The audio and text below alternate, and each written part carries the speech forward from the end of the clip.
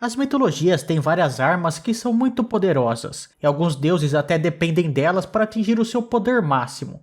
Mas qual que é a arma mais forte de cada mitologia? E acredite, tem armas aqui nesse vídeo que fazem o martelo do Thor parecer brincadeira de criança. Vem comigo que eu vou te mostrar 32 armas mais poderosas de cada mitologia. Se você for novo no canal, se inscreve aí, deixa o like e compartilha o vídeo, porque você não tem ideia de como isso me anima para continuar trazendo mais conteúdos aqui pro canal. Desde já, obrigadão, hein? Eu falei que são 32 armas que vão aparecer aqui no vídeo, mas é muito capaz que eu acabe me empolgando muito e fale até mais. Mas ficam as 32 como base. Para começar já fazendo a mitologia mais conhecida, vamos falar aqui da mitologia grega. E nela tem várias armas que são muito famosas. E delas quase qualquer uma tem um argumento muito bom para ter o título de arma mais poderosa da mitologia. Tem o arco de Apolo, que segundo dizem, poderia matar e espalhar doenças facilmente sobre a Terra. Tem as flechas do deus Eros, que ao acertar qualquer ser da Terra, seja humano ou seja Deus, poderia fazer com que ele ficasse perdidamente apaixonado por quem o Eros quisesse, o que deixava esse ser completamente louco, a ponto de ficar obcecado por outra pessoa. Até mesmo Apolo já sentiu o poder do arco de Eros, e o Eros tinha dois tipos de flechas, uma com ponta de ouro, que deixava a pessoa completamente apaixonada, e a outra com ponta de chumbo, que deixava a pessoa com repulsa e com ódio. Ele jogou a de ouro em Apolo e a de chumbo em uma ninfa chamada Daphne. Apolo ficou perdidamente apaixonado pela ninfa, enquanto ela sempre evitava o deus do sol, ao ponto dela preferir virar uma planta chamada loureiro do que ficar com o Apolo. Como vocês viram, o arco e flecha de Eros, sem dúvida, é uma arma muito forte. Mas também existem outras, como por exemplo a Égide, que é um pouco diferente dos outros equipamentos, já que ele foi feito mais para a defesa do que para o ataque. Ele é um escudo que foi construído por Hefesto, ou segundo outras versões, pelo próprio Zeus. Quando o deus do trovão sacudiu o escudo, as nuvens cobriam os céus e apareciam vários trovões. E os humanos todos tremiam de medo. Mas o que talvez tenha deixado a Égide realmente muito poderosa foi quando Atena emprestou esse escudo para o Perseu matar a Medusa. Ele colocou a cabeça dela na frente do escudo, o que fazia com qualquer um que olhasse para ele virasse pedra. Mas ainda assim existem 4 armas que seriam as principais da mitologia grega. E entre elas estão o raio de Zeus, o capacete de Hades e o tridente de Poseidon. Essas 3 armas foram feitas pelos Ciclopes como um agradecimento para os Zeus por libertá-los do Tártaro. E dessas 3 a gente pode tirar o capacete de Hades, até porque não tem tanta informação assim sobre como exatamente ele pode ser utilizado. Já os raios de Zeus, apesar de terem poderes destrutivos muito absurdos, de acordo com alguns lugares, esses raios teriam que ser reabastecidos, já que eles podem acabar em um certo momento, sobrando então o tridente de Poseidon, e com ele o deus pode causar tempestades, tsunamis e terremotos, sendo então, para mim, a arma mais poderosa de toda a mitologia grega. Empatando com ela teria talvez a foice de Cronos, que só não é a principal para mim, porque não tenho certeza do que ela exatamente faz, porém como Cronos castrou seu pai, que era um primordial, para mim é uma arma muito forte também. Na mitologia asteca, não vou mentir pra vocês, eu nunca parei para reparar muito nas armas dos deuses. Mas depois de dar uma pesquisadinha, eu cheguei à conclusão de que 3 armas seriam as principais. A primeira delas tem relação com o deus da chuva, o Tlaloc. Segundo contam, ele tinha um jarro ou alguma coisa feita de barro, onde ele guardava as águas da chuva. E quando ele quebrava esse jarro, é claro que começava a chover sobre toda a terra. Mas dizem que na realidade ele tinha 3 outras jarras também. A segunda, se ele quebrasse, liberaria uma onda de doenças sobre toda a terra, devastando toda a humanidade. A terceira liberaria uma geada. E a quarta e última era a pior de todas. Se ele quebrasse ou fosse aberta, traria uma destruição completa a tudo que existe. A segunda não é bem uma arma, mas tem a ver com o deus Teclastipoca, que não recebe o nome de espelho fumegante à toa. Ele é o deus asteca da noite, e rival e irmão do deus serpente Quetzalcoatl. Segundo dizem, Teclastipoca tinha a habilidade de ver tudo o que estava acontecendo no mundo, através de um espelho de obsidiana que ficava bem em seu peito. E através dele ele veria todas as emoções e pensamentos humanos, além de também ter uma faca de obsidiana em suas mãos. A última é uma espada que pertence ao deus da guerra, do sol e do renascimento, chamado Huitzilopochtli. A história é um pouquinho complicada, mas vocês precisam saber para entender o poder da espada. Huitzilopochtli foi um deus que ajudou os astecas na peregrinação até o local principal do império, e ensinou a eles a como fazer várias armas que eles utilizaram bastante, como a Tlatl, que é um tipo de cana comprida que encaixa um dardo, e a Maquahuitl, que é uma clava de lâminas afiadas de obsidiana. Mas a principal arma dele não era nenhuma dessas, mas sim a Xicoatl, uma espada brilhante de fogo que, segundo a mitologia, é a arma mais poderosa de todas. Huitzilopochtli acabou tendo que usar essa arma contra os seus mais de 400 irmãos, que se juntaram em um exército para ir contra a mãe deles, chamada Coatlicue, porque achava uma vergonha ela ter engravidado de uma bola de plumas que caiu sobre ela. Utilizando a sua espada, Huitzilopochtli derrotou todos os outros deuses. Como a mitologia chinesa é outra que tem muitas visões, tem muitos deuses e sem dúvidas muitas armas que eu nem sequer conheço, porém, das histórias que eu já li e que eu me lembro, também surgem 3 armas que podem ser as mais fortes. A primeira é a arma de Hou-Yi, que ele simplesmente matou 9 dos 10 sóis que estavam no céu. Hou-Yi era conhecido como Arqueiro Divino. Na mitologia chinesa, o sol era representado por um pássaro. Antigamente existiam 10 desses pássaros, todos descendentes de Taiyan Jijun, o deus do céu oriental, e Shi-Hi, que é a mãe dos sóis. Cada dia um deles viajava pelo céu em uma carruagem, mas em um certo momento esses pássaros cansaram da rotina e resolveram todos saírem juntos pelo céu, o que é claro deu um baita problema, porque eles estavam matando tudo com calor.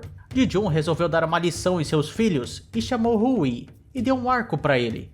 Porém, o Hou-Yi matou 9 desses pássaros, deixando apenas que um continuasse seu caminho pelo céu. A segunda arma é Ruijigubeng, que é o bastão de Wukong que sustentava toda a Via Láctea. E essa arma o Wukong usou para derrotar vários deuses. Eu não vou contar a história dele inteira aqui porque eu já fiz um vídeo sobre o Wukong e ele vai estar na descrição e no card para você. Mas para mim a arma mais forte da mitologia chinesa é o Machado de Pangu, o deus que modelou o mundo. Segundo contam, ele teria nascido de um ovo cósmico no centro do universo, e depois de nascer, ele pegou o seu machado e quebrou a casca desse ovo cósmico, e com ele formou todo o mundo. Como esse machado destruiu algo que é cósmico, é um pouco difícil de superar. Na mitologia celta é um pouco complicado dizer qual seria a arma mais forte, porque os próprios deuses em si não têm feitos tão grandiosos quanto de outras mitologias. Uma das armas mais lembradas é a lança de Lugh, que é muito parecida com a Gungnir, que é a lança do Odin. Segundo os mitos, era uma lança que nunca errava o alvo, e era imparável, além de poder voltar às mãos de Lugh. Alguns escritores dizem até que a lança de Lugh não precisava ser empunhada para lutar, ou seja, ela se mexia sozinha. Mas o Lugh também tem uma outra arma que é um tanto quanto curiosa, que é um estilingue, ou em outras versões dizem que na verdade seria uma funda. E foi com ela que o Lugh acertou os olhos de Balor, o líder dos Fomorianos, e matou ele. Apesar que, segundo algumas histórias, na verdade o Lugh não usou a funda, mas sim a sua própria lança. Na mitologia celta, o deus líder mudava muito de acordo com o momento da história. Antes de Lugh, o líder era o Nuada, o deus com braço de prata, e a arma principal dele era a Claim Solash, sendo um dos 4 tesouros dos Tuatha Dé Danann, o principal grupo de deuses celtas. Inclusive eu tenho um vídeo inteiro aqui no canal falando sobre mitologia celta, se você quiser saber mais, vai estar no card e na descrição. Essa espada foi forjada pelo seu assistente chamado Wishias. Segundo a lenda, ninguém podia escapar dessa espada quando ela saía da bainha. Tem também a Lorgan Feyd, do deus Dagda, uma clava que era capaz de destruir exércitos e até ressuscitar os mortos. Ele também tinha um caldeirão do qual ele tirava comida infinita, o Udre. Sucelos era o deus da agricultura que tinha um martelo de cabo longo que quando ele batia na terra ele criava plantas e florestas, mudando completamente o ambiente do local. Existe também uma outra lança que pertence ao herói Cuchulainn, que é chamado Gaibulga, que foi feita de ossos de um monstro marinho chamado Kochen, que ele lançava usando os pés, e quando ele fazia isso e a lança atingia o seu alvo, ela perfurava todo o corpo, já que ela se abria em várias farpas. O estrago era tamanho que para recuperar a lança, tinha que pegar pedaço por pedaço do corpo do alvo. Agora, qual dessas armas é a mais poderosa dos celtas, eu não sei dizer. Comente aí na sua opinião qual dessas armas é a mais poderosa da mitologia. Na mitologia nórdica tem vários equipamentos muito poderosos, começando pelo deus Frey, o irmão de Freya. Um dos vários tesouros que ele recebeu dos anões foi o navio Skidbladnir, que é um barco que percorria tanto o céu quanto os mares e podia ser dobrado ao ponto de caber dentro de um bolso. Um javali dourado chamado Gullinburst, que cuidava de toda a terra tornando ela verde, e é claro, a espada de Frey, que se mexia sozinha e lutava pelos ares, acabando frequentemente com os seus inimigos. Mas o Frey acabou dando essa espada para o pai de Gerda, como um presente para ter a mão dela em casamento. No fim, o Frey sentiu muita falta da sua espada contra o gigante Surtur, que derrotou ele sem grandes problemas. Tem dois equipamentos que pertencem ao Loki. O primeiro deles é um tipo de varinha ou espada mágica chamada Leviathan. Segundo alguns trechos, ela foi criada pelo próprio Loki, sendo usada para matar o Vidofnir, uma ave que ficava no topo de uma árvore chamada Mimamade. Vidofnir e Mimamade às vezes são considerados outros nomes para Yggdrasil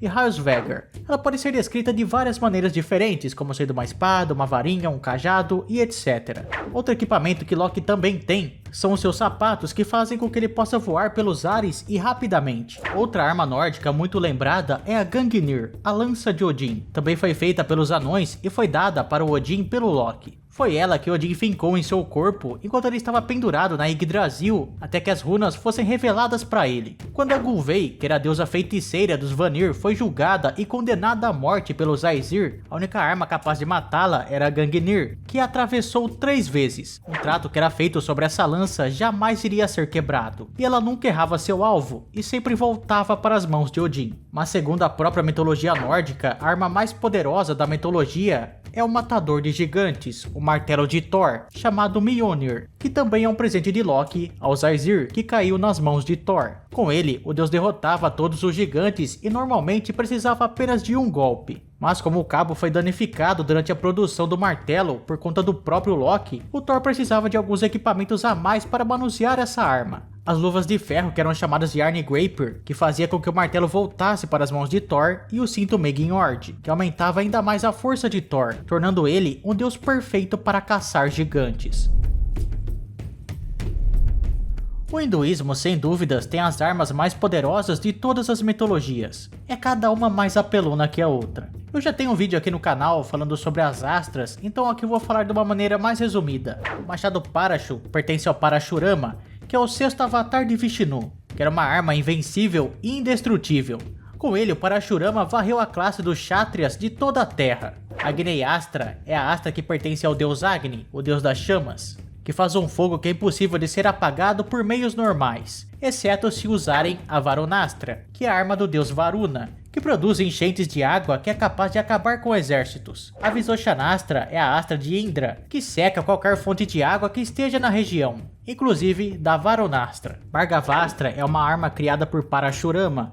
Ela produz uma chuva de flechas incandescentes que destrói qualquer inimigo do invocador. Mas tem 3 dessas armas que provavelmente são as mais poderosas. A Brahmastra, que é uma arma que funciona como se fosse uma bomba atômica, e quando invocada ela torna todo o ambiente e os seres vivos à sua volta inférteis. O Trishula, o tridente de Shiva, que nunca erra o alvo e corta tudo que esteja no mundo físico ou espiritual. E é claro, o Parshupatastra, que é a astra de Shiva, e quando invocada aparecem várias imagens de Shiva no céu e começam a lançar várias armas que destroem tudo. Mas quando essa arma é usada pelo próprio Shiva, ela destrói o universo tão rápido que mal dá tempo de piscar. Se você assistiu o vídeo até aqui, por favor deixa o like aí para mostrar que você gostou e também se inscreve aí para não perder nenhum vídeo, beleza? Valeu, falou, tchau.